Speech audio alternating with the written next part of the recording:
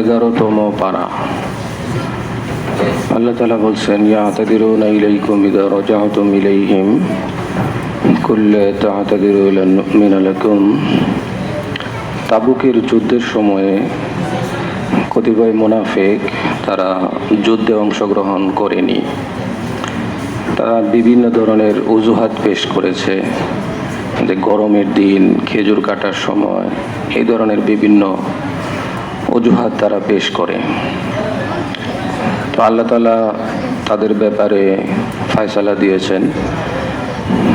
তাদের মধ্যে আবার দুই শ্রেণী ছিল। দুই শ্রেণীর মধ্যে এক দলে ছিল 10 জন, আরেক দলে 3 জন। তো এই দুই শ্রেণীর মধ্যে প্রথম শ্রেণী তারা এমনিতেই অংশগ্রহণ করে নাই।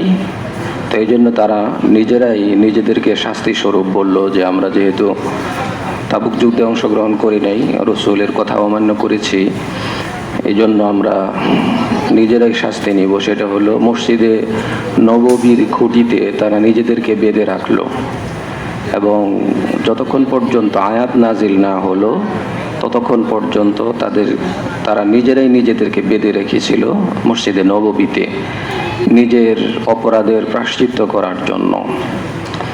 আর বাকি দলের যারা ছিলেন তারা আরো কঠোর মুনাফিক ছিল। তাদের ব্যাপারে আয়াত নাজিল হলো প্রায় 40 দিন পরে, এবং এই সময়ের মধ্যে রাসূল সাল্লাল্লাহু আলাইহি সাল্লাম তাদের ব্যাপারে হুকুম জারি করেছিলেন যে তাদের সাথে সকল ধরনের লেনদেন, কথাবার্তা, সালাম কালাম সব কিছুই বন্ধ থাকবে। অর্থাৎ তাদেরকে মানসিকভাবে শাস্তি দিতে হবে। কেন তারা তাবুক যুদ্ধে অংশগ্রহণ করলো না? ওয়া আলা সালাসাতিল্লাযিনা খুল্লিফু, যেটা কোরআনের আয়াতের মধ্যে স্পষ্টভাবে আসছে। তো এখানে মুনাফিকদের শাস্তির ব্যাপারে আলোচনা করা হয়েছে যে মুনাফিকের শাস্তি দুনিয়াতে হবে জান এবং মালের উপরে, আর কবরে হলো তাদের আসল শাস্তি। ইন্নাল মুনাফিকিনা ফিদ দারকিল আসফালি মিনান নার, এবং দুজকের নিম্ন স্তরের শাস্তি হচ্ছে মুনাফিকদের জন্য। মুনাফিকরা যদি অসুস্থ হয়, মুসলমান যদি অসুস্থ হয়, মুমিন বান্দা যদি অসুস্থ হয়, তো এই অসুস্থতার কারণে তার গুনাহ মাফ হয়। কিন্তু মুনাফিক যদি অসুস্থ হয় তাহলে তার এই অসুস্থতার কারণে তার গুনাহ মাফ হয় না, কারণ সে তো মুমিনই না। মুমিন বান্দার অসুস্থতার কারণে গুনাহ মাফ হবে, কিন্তু সে যেহেতু মুমিন না, মুনাফিক, এই জন্য অসুস্থতার কারণে মুনাফিকের গুনাহও মাফ হয় না, এবং কবরে তো তার শাস্তি সেটা আছেই। তো এরপরের দিকে আল আরাবু আশাদ্দু কুফরা ওয়া নিফাকা, আয়াতের মধ্যে বেদুইনদের কথা আল্লাহ তাআলা বলছেন। আরবি বেদুইন মানে মূর্খ, সূর্খ, গ্রাম্য লোক। তো এদের মধ্যে এক ধরনের হঠকারিতা কাজ করে, যে যেটা বুঝবে তো সেটাই। আপনি যদি হাজারও তাদেরকে বুঝান যে হুজুর এইটা করছে, তো বুঝছেই, এরপরে হাজার দলিল দিলেও সে আর আরেকটা বুঝবে না। এটা হলো আল আরব আশাদ্দু কুফরা, যে তাদের মধ্যে কুফরি এবং নেফাকি আরো বেশি বেদুইনদের মধ্যে ছিল। তো কেমন, যে এক সাহাবীর হাত কাটা দেখছে, তো বেদুইন বলতেছে যে তোমার তো দেখতে শুনতে ভালোই মনে হয়, তো হাত কাটা কেন? তার মানে তার সন্দেহ হইলো সে মনে হয় চুরি করছে, হাত কেটে দিছে এই জন্য। এখন তারে হাজার বুঝালেও সে আর বুঝতেছে না যে আমি চুরি করি নাই, যুদ্ধের ময়দানে গিয়ে আমার হাত কাটছে। এটা হলো এক ধরনের একঘেয়েমিপানা যে লোক আছে। তো এবং রসুলের কাছে এক বেদুইন আসছে কিছু হাদিয়া নিয়ে আসার পরে সে খুব মনে মনে চাচ্ছে যে রসুল কেন তার অনেক প্রশংসা করে না।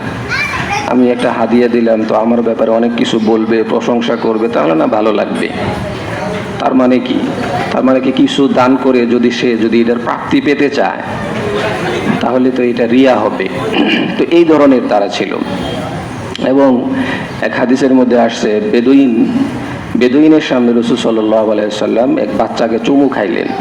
তো তখন বেদুইন বলে যে আপনি বাচ্চারে চুমু খাইলেন, আমরা তো আমাদের বাচ্চাদেরকে চুমু খাই না। তো রাসূল সাল্লাল্লাহু আলাইহি ওয়াসাল্লাম বললেন যে তোমাদের অন্তর থেকে যদি আল্লাহ তাআলা মায়া দয়া উঠিয়ে নেয় তো আমার কি করার আছে? তো বেদুইন হলো এই প্রকারের মূর্খ, মানে একঘেয়েমি। কিছু মূর্খ আছে ভালো, যে বুঝাইলে সে বুঝে, আবার কিছু আছে নিজেও বুঝে না, আবার বুঝাইতে চাইলেও বুঝে না। এদেরকে নিয়ে পারা খুব কঠিন। তো এটা ওই সময়ই ছিল আরবি বেদুইন যারা, তাদের ব্যাপারে আল্লাহ তাআলা আয়াত নাজিল করেছেন। এরপরে ওয়াসাবিকুন আল-আউয়ালুন মিনাল মুহাজিরিন ওয়াল আনসার, যে সাবিকুন আল-আউয়ালুন, যে অগ্রগামী জান্নাতের দিকে কারা।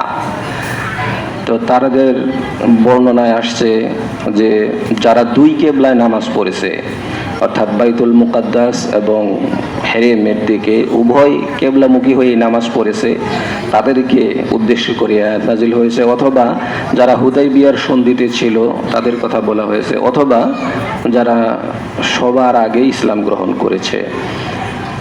পুরুষদের মধ্যে সর্বপ্রথম ইসলাম গ্রহণ করেছেন আবু বকর রাদিয়াল্লাহু তাআলা আনহু। মহিলাদের মধ্যে সর্বপ্রথম ইসলাম গ্রহণ করেছেন খাদিজাতুল কুবরা রাদিয়াল্লাহু তাআলা আনহা। আর যুবকদের মধ্যে সর্বপ্রথম ইসলাম গ্রহণ করেন হযরত আলী রাদিয়াল্লাহু তাআলা আনহু। আর গোলামদের মধ্যে যায়েদ ইবনে হারিসা, তিনি সর্বপ্রথম গোলামদের মধ্যে ইসলাম গ্রহণ করেন। এর পরের দিকে আসছে রাদিয়াল্লাহু আনহুম ওয়া রাদু আন, আল্লাহ তাদের উপরে সন্তুষ্ট। আল্লাহ তাদের উপরে সন্তুষ্ট, তারাও আল্লাহর উপরে সন্তুষ্ট। যে সাহাবীদের মর্যাদা কি, হুজুর সাল্লাল্লাহু আলাইহি সাল্লাম বলেন যে এক এক সাহাবী হলো নক্ষত্রের মতো, যে তোমরা এর যে কাউকে ফলো করবে তাহলে তোমরা হেদায়েত পেয়ে যাবে। আরেক হাদিসের মধ্যে আসছে যে সাহাবীদের এক সের বা আধা সের খেজুর দান করা আর তোমাদের উহুদ পরিমাণ দান করা, তাও তাদের সমান হবে না। তো আমরা যদি 1 কোটি টাকা দান করি আর তারা যদি 1 টাকা দান করে, তো তাদেরটা ভারী হয়ে যাবে। তো তাদের মর্যাদা এত বেশি। এবং রাসূল আরেক হাদিসের মধ্যে বলছেন যে আমাকে দেখছে এবং আমাকে দেখছে তাকে দেখছে, অর্থাৎ সাহাবীদেরকে দেখছে, তার চোখ অগ্নিতে প্রজ্বলিত করা হবে না। তো সাহাবীদের অনেক মর্যাদা, এই জন্য সাহাবীদেরকে আমাদের অনুসরণ করতে হবে, সম্মান করতে হবে। এরপরের দিকে আত-তাইবুন আল-আবিদুন আল-হামিদুন আস-সাইহুন আর-রাকিউন আস-সাজিদুন আল-আমিরুন বিল মারুফ, এখানে মুমিন বান্দার 9টি গুণাবলী বলে দেওয়া হয়েছে। 1 নাম্বার হলো আত-তাইবুন, যে মুমিন বান্দা তার গুণ হবে সে তওবা করবে। আল-আবিদুন, সে ইবাদত করবে, দুঃখে সুখে সর্বদাই সে ইবাদত করবে। ওয়াল হামিদুন, এবং সর্বদাই আল্লাহর প্রশংসা করবে। ওয়াসাইহুন, এবং রোজা রাখবে এবং রোজা রাখবে। রাকিউন আস-সাজিদুন, এবং নামাজ পড়বে, রুকু দিবে, সেজদা দিবে। তারপরে সৎ কাজের আদেশ করবে, এটা মুমিন বান্দার গুণ। অসৎ কাজে বাধা দিবে, এটা মুমিন বান্দার গুণ। এবং আল্লাহ যেই সীমা নির্ধারণ করে দিয়েছেন সব কিছুর ব্যাপারে, এর মধ্যে সে সীমা লঙ্ঘন করবে না, এটাও মুমিন বান্দার গুণ। এরপরের দিকে যে মসজিদে তাকওয়া, তাকওয়ার উপরে কোন মসজিদ প্রতিষ্ঠিত ছিল, সেই মসজিদ বলতে ওয়াল্লাযীনা ইত্তাখাযু মাসজিদা, যে সেই মসজিদ হচ্ছে মসজিদে নববী, রাসূলের মসজিদ হচ্ছে মসজিদে তাকওয়া। তো মুনাফিকরা মসজিদে নববী থেকে 3 মাইল দূরেই হলো মসজিদে কুবা। যারা হজে গেছেন তারা দেখছেন মাত্র 3 মাইল দূরে। এবং রাসূল সাল্লাল্লাহু আলাইহি সাল্লাম প্রত্যেক সপ্তাহে মসজিদে কুবায় যেতেন, যে নামাজ আদায় করতেন। তো মুনাফিকরা কি করলো, মসজিদে কুবার কাছাকাছিতে আরেকটা মসজিদ তৈরি করলো, যেটার নাম রাখলো মসজিদে জিরার। মসজিদে জিরার। রাসূল সাল্লাল্লাহু আলাইহি সাল্লাম যখন তাবুক যুদ্ধ থেকে ফিরেন, তখন কতিপয় মুনাফিক গিয়ে বলল যে আমরা তো একটা মসজিদ করছি, এই মসজিদ উদ্বোধন হবে, তো আপনি আসেন।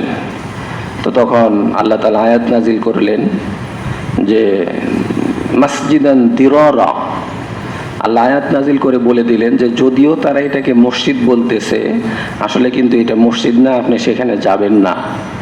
বরং এটা হচ্ছে তারা আবদার করছে যে আপনি এখানে উদ্বোধন করেন নতুন মসজিদ। আর মসজিদ কেন করছো, যে অনেক বৃদ্ধরা মসজিদে নববীতে কুবাতে আসতে পারে না, যাতে কাছে হয়, বিভিন্ন ধরনের অজুহাত পেশ করলো। আসলে এগুলি না। তো রসুলকে যখন এটা জানানো হলো, তো রসুল বললেন যে আসলে আল্লাহ বলতেছেন যে হে রসুল, এটা কিন্তু আসলে মসজিদ না, এটাকে আপনাকে কিভাবে হত্যা করা হবে এই সমস্ত ষড়যন্ত্র, সলা পরামর্শ সবকিছুই এইখানে বসে করা হয়। এটা হলো এই ঘর, এটা আসলে মসজিদ না, মসজিদে জিরার। আপনারা দেখবেন এই কথাগুলি যেগুলি আমি বলতেছি, নিজেরাও কোরআন খুলে দেখবেন, বাংলা কোরআন আছে, তাফসিরের কোরআন আছে, এগুলি কোরআন খুলে খুলে দেখবেন যে আসলে কি আছে। এই কথাগুলি বাংলায় পড়ছি, এগুলি আবার একটু পরে আরবিতে পড়া হবে হুবহু। তো মসজিদে জিরার, তো রসুল 2 সাহাবিকে বললেন যে এই মসজিদকে পুড়িয়ে দিয়ে আসো। তো সাহাবি গিয়ে এই মসজিদ পুড়িয়ে দিয়ে আসলো। এবং যে মসজিদ তৈরি করছিল আমের নামে এক লোক মুনাফিক, আর রাসূল সাল্লাল্লাহু আলাইহি ওয়াসাল্লাম কয়েকজন সাহাবীকে বললেন যে এই জায়গায় কেউ ঘর বসতি করে থাকবে কিনা। তো এক সাহাবী, সাবেত নামে এক সাহাবী ছিল, তার কোনো ঘর বাড়ি ছিল না, রসুল তাকেই থাকতে দিলেন। দেখা গেল যে তার বংশে কোনো সন্তান হয় নাই, তার হাঁস মুরগি পালন করেছেন, সেগুলিতে কোনো ডিম পারে নাই, তারপরে কবুতরে কোনোদিন বাচ্চা দেয় নাই। অর্থাৎ এই জায়গাটা এত অভিশপ্ত, যেটাকে আল্লাহ তাআলা ডাইরেক্ট কোরআনের আয়াতের মাধ্যমে নিষিদ্ধ করছেন। যে যদিও মসজিদ বানাইছে, দেখা গেছে যে উপরে দিছে, এটা করছে সেটা করছে, মসজিদের ডিজাইন করছে, কিন্তু আসলে সেটা মসজিদ না, এটার ভিতরে সলা পরামর্শ করে আপনাকে কিভাবে ধ্বংস করবে, এটা হলো ষড়যন্ত্র গৃহ। তো এরপরে রাসূল এটাকে পুড়িয়ে দিছেন।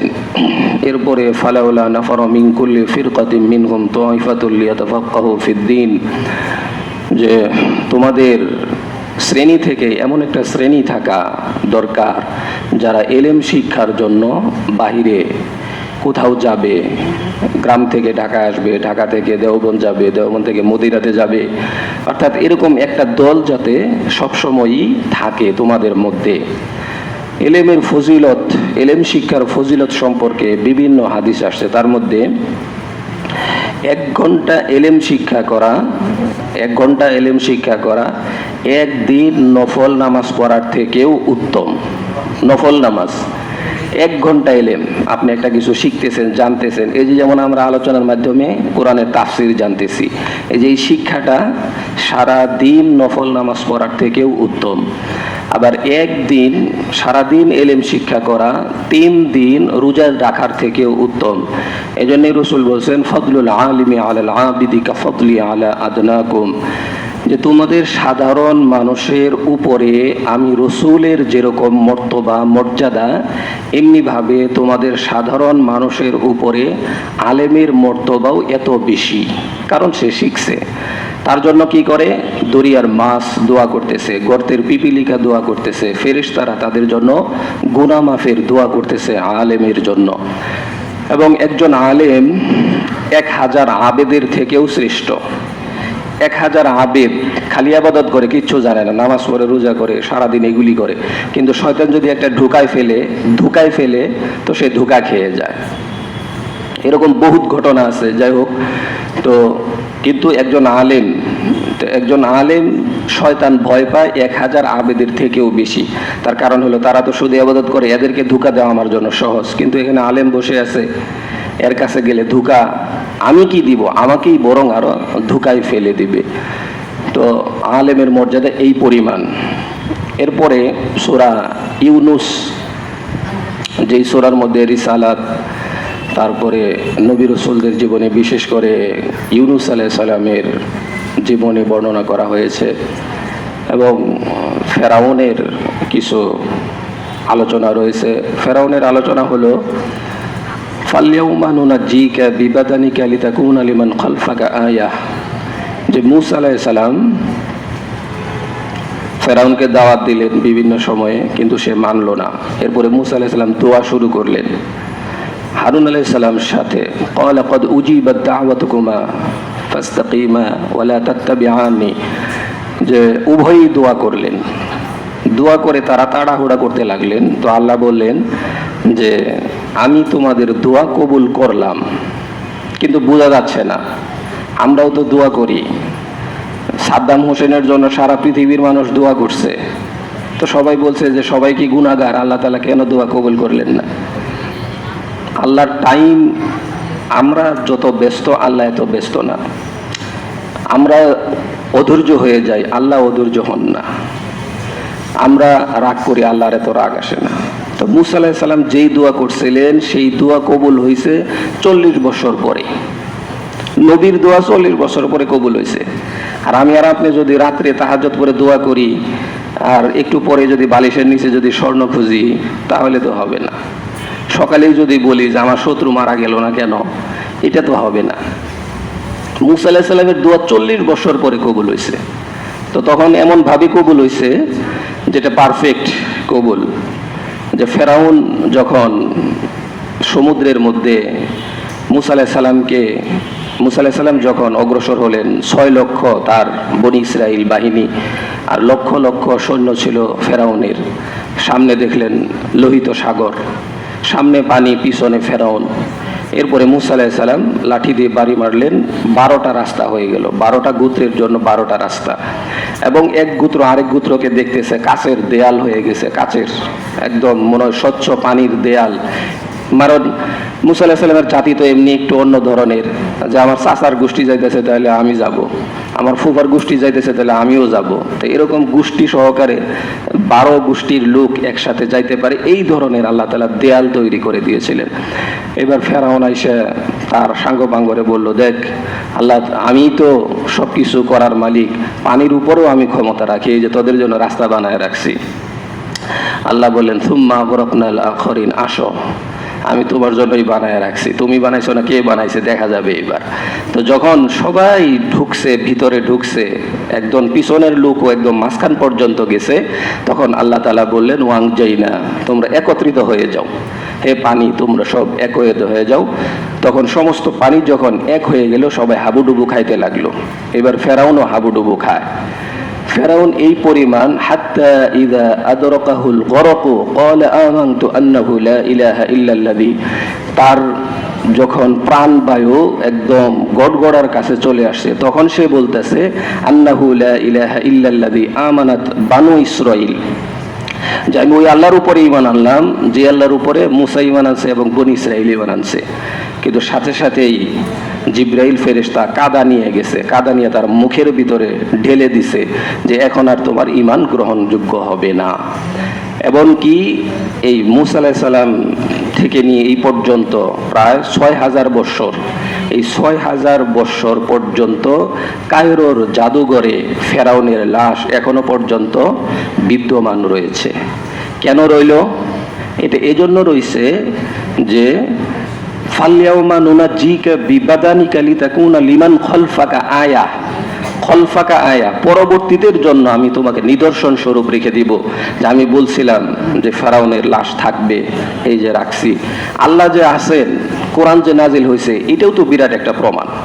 ফেরাউনের লাশ যদি মমিও করে না রাখা হয়, কিচ্ছু করে না রাখা হয়, এটা মমিত করছে কিছুদিন আগে, কিন্তু যখন সমুদ্রে ছিল এভাবেই, কোনো মাছ খায় নাই, কোনো কিছু হয় নাই, এভাবেই আল্লাহ রেখে দিয়েছেন যে এটা নিদর্শন স্বরূপ। এরকম জালিম ছিল, জালিমের কি পরিণতি হয়েছে, জালিমদের পরিণতি তোমরা সচক্ষে দেখো। এই জন্য তার লাশকে রাখা হয়েছে, অন্যথায় এই লাশ রাখা হইতো না। এই জন্য তাদের থেকে শিক্ষা নিতে হবে যে যারাই এই ধরনের জুলুম করবে, আজকে না হোক, কালকে না হোক, 40 বছর হোক, 100 বছর হোক, এক সময় না তাদের শাস্তি হবেই। এরপরে এখানে ইউনূস আলাইহিস সালামের ঘটনা বর্ণনা করা হয়েছে। ইউনূস আলাইহিস সালাম মাছের পেটে গেছিলেন, এরপরে সেখান থেকে বের হয়ে আসলেন, তার উম্মতের তওবা কবুল হলো। এভাবে সূরা শেষ হয়েছে। কথা সোজা।